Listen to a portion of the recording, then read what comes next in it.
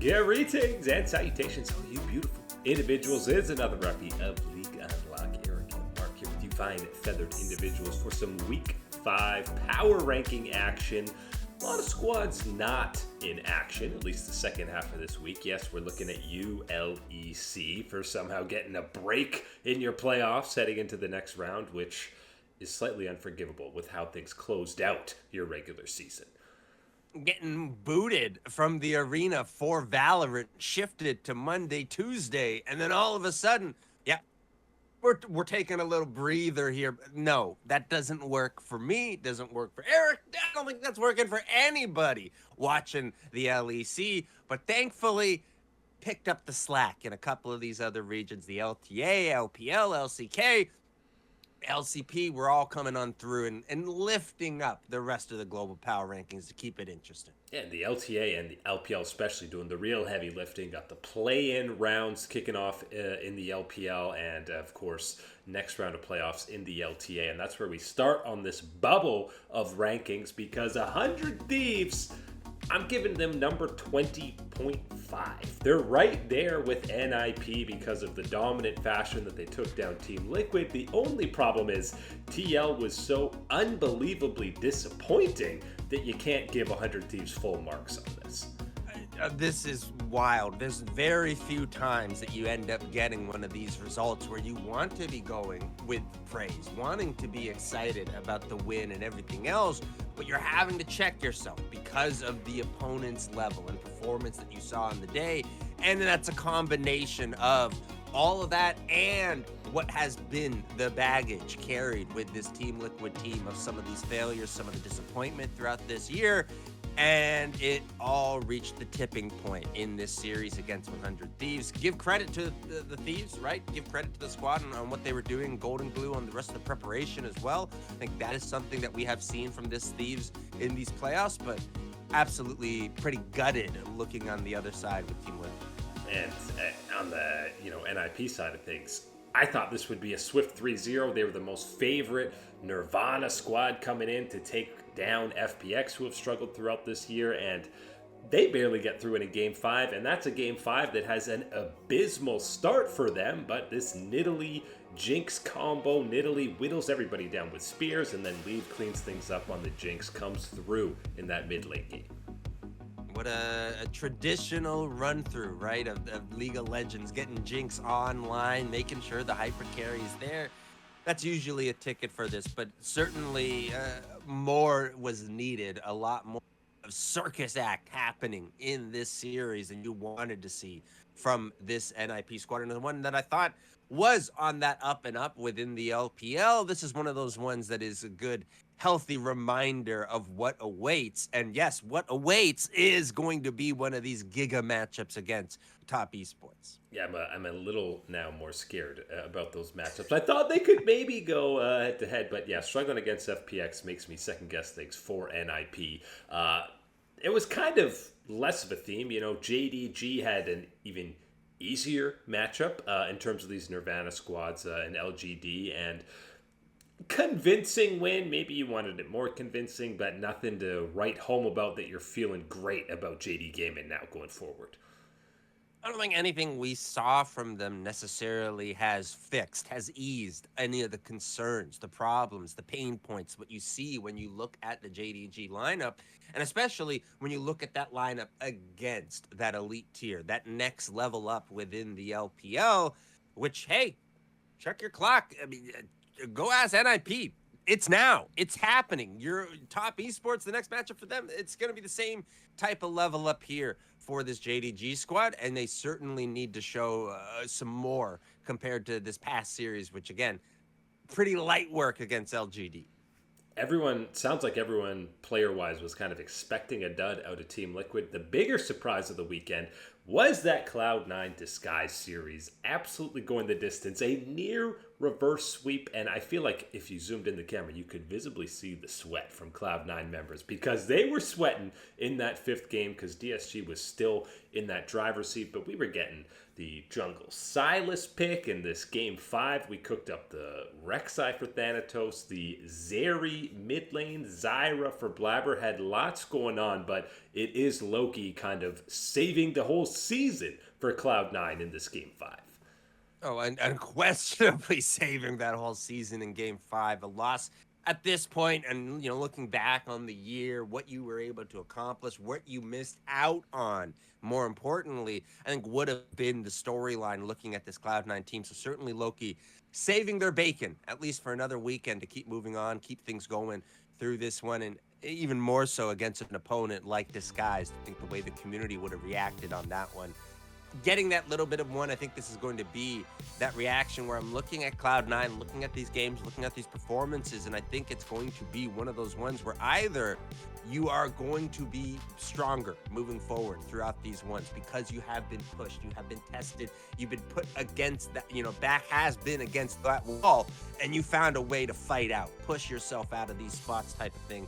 Or it's going to be this continuation of, oh, you actually are a lower level. You are not able to accelerate, to accomplish what you want out on Summoner's Rift to the level that your opponent will be as you move up through here in the brackets of playoffs. And again, you've heard multiple guys talk about the dismantle, the choking that is Cloud9 because they seem much more dominant in scrims from everything we're hearing, but maybe that's just because, again, I've heard multiple guys say Thanatos and Loki kind of dominate lane in scrims and they just snowball things out. So maybe we need some varied scrim results and states of the game for Cloud9 on that stage, and most importantly, just playing a little bit more cool. Maybe this DSG win will calm the nerves at least a little bit because they still have a long road through that lower bracket run. Couple spots ahead, Shopify Rebellion, who obviously went head-to-head against FlyQuest, and we'll kind of get deeper into that series when we talk about FlyQuest a little bit later on in this board. But still, I think maybe proved enough that it wasn't just a fluke that they lost or that they beat Cloud9 earlier. I think it is important to give Shopify Rebellion some flowers, a bit of some praise at this point from what we have seen from them. They've, certainly taken their healthy share of punches within some of the struggles of the LTA and people viewership and everything else. But they delivered throughout this summer split, and I think that is going to be what you hang your hat on if you are Shopify Rebellion, is that growth, that journey, that kind of coming together of this squad. And for the most part, I think really 4 out of 5, 3 out of 5, however you want to slice it, of the roster found a way to return their form back to a level that you remembered or that you did, kind of associate that name, that level of play with. I think that was important for a lot of these guys. Fudge specifically for me in that top side was someone that wanted and needed this type of opportunity, and I think made relatively the most of it this run around with Shopify Rebellion. And I think we talked about, B-Boy being kind of the standout performer for Shopify in this series. Obviously, Masu is a tough matchup, and again, we'll dive a little deeper, but Shopify still very much in that conversation for probably second best team in the LTA. Obviously, all these LEC squads are kind of stagnant. Didn't play this week, so we're waiting to see Fnatic, Koi, Carmine Corp all actually hit the Rift for some of their best of fives. We did see Weibo on the Rift taking care of business pretty easily against Ultra Prime, which, for a team as inconsistent as Weibo, was good to see.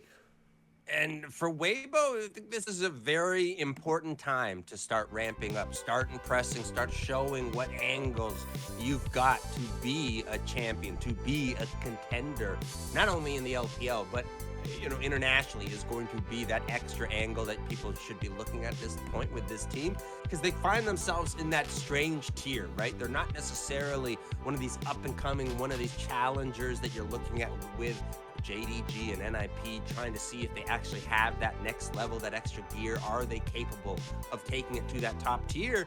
Where Weibo, I think we all can agree, is capable of getting to that top level, is capable of being a challenger and contending option within the LPL. but can they get that little bit of extra power, that little bit of extra wow factor that these elite squads are able to bring out to the Rift day in, day out? And that, I think that is going to be what I'm looking for within this playoff run for Weibo. Last squad on this board who actually had games this week is KT Rollster, taking care of business. Pretty dominant 2-0 against Nongshim to close out their regular season. And I low-key wish that KT was a part of this play-in round against a lot of the squads from the Rise group and the LCK, just to prove that, yeah, we are a clear tier above everybody in this group. It'd be one of those ones where I'd personally make sure to ask the players first type of thing on how they're feeling, because maybe it'd be one of these ones where they say, no, I need to hit the hot Don't springs. let us dumb down to their level. I need a breather after everything that's gone on with this upper group before I get back into action for these playoffs. Or it could have been that one that you're talking about where give me an easy, give me a lineup, give me an ARAM or whatever you equivalent, lower it down from going to that lower level of the LCK before things kick back up against the ultra elite teams that are waiting for them. I don't know how it is for KT, but right now they are certainly one of these ones that at the very end of the season have kind of salvaged something, given us an angle that is going to at least hope for the best for them within this playoff and then gauntlet situation. Yeah, so maybe we do need some arena brackets to really actually get through the play-in stage to qualify. You know, all the pros would love to be a part of that. Next part of this board, we get to the top 10, and obviously G2, still the top of the LEC, haven't played any games. Anyone's Legend. This World Elite series looks even worse now that what we saw World Elite do in that play-in stage against EDG, and the fact that they got absolutely pumped by them. I know it was meaningless. They had already locked in that 4 seed, but we just finished talking about Weibo, and now that's your matchup for AL. It's not a crazy upset if Weibo's able to take down AL in the form that we've seen out of them in the last couple weeks. And it hurts me to do this because I've been right there cheering along Anyone's Legend and this growth and this, kind of explosion this year as far as being at that top tier within the LPL. I don't know if I could throw you in the tippity top tier anymore of the LPL, especially, again, in reference to that series against WE and what we've seen from them and what we know should be that level of what is going to be from Weibo in this next matchup.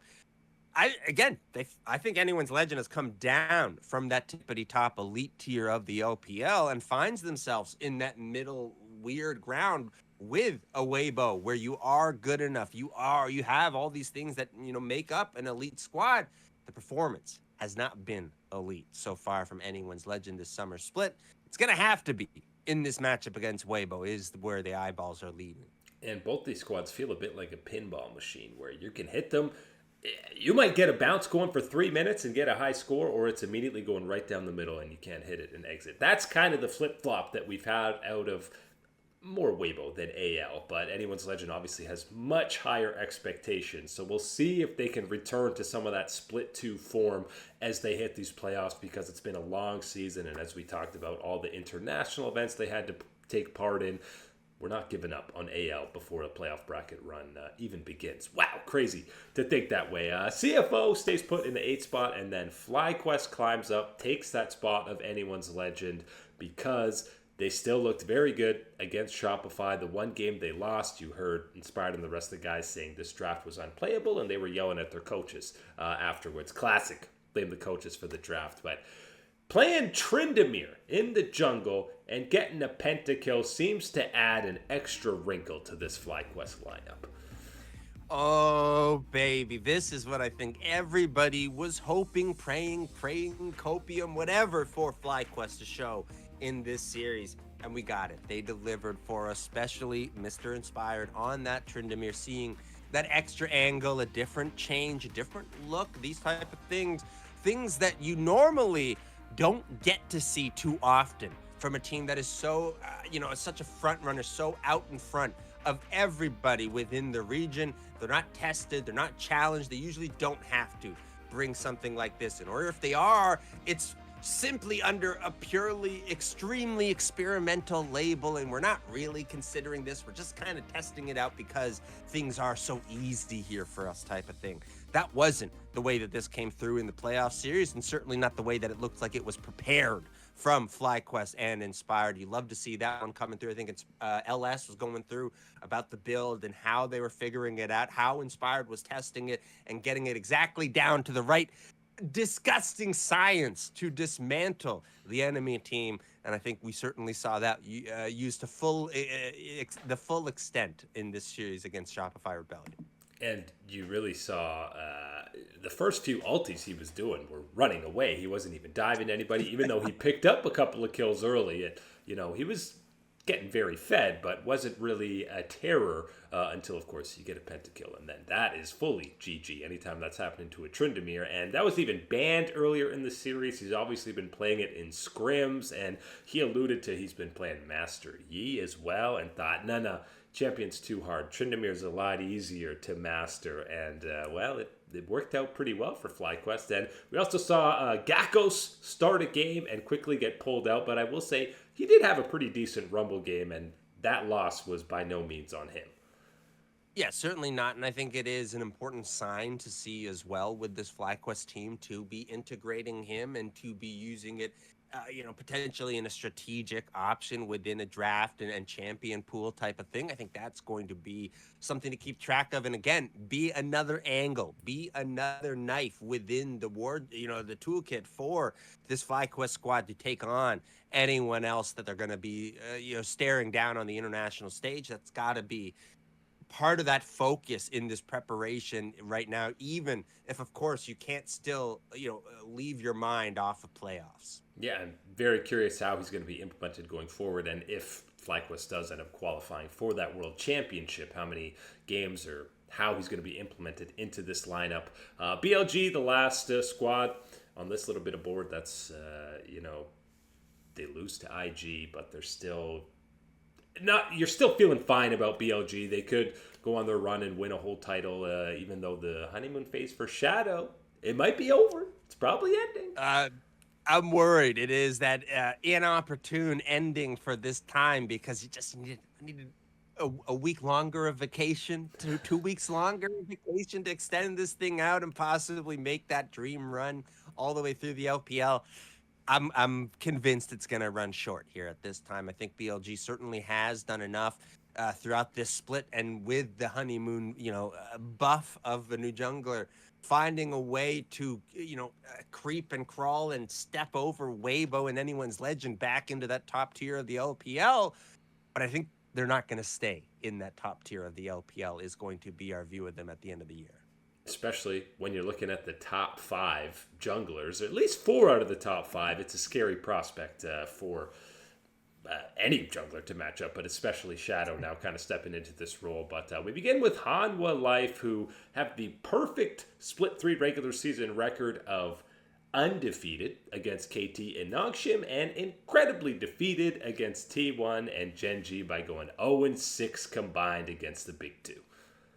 And I think that would still be a disappointing sentence, no matter who you are from Hanwha Life at the beginning of the year, given the way things went with First Stand and how you felt you were poised halfway through that spring split. To have it work out like this in summer and not find a way to accelerate, not find a way to improve, not find a way to challenge truly the T1 and the Gen.G in the LCK is going to be that disappointment for me looking at Hanwha Life. That doesn't mean they're not a good team. They're not someone at this caliber and type of consideration.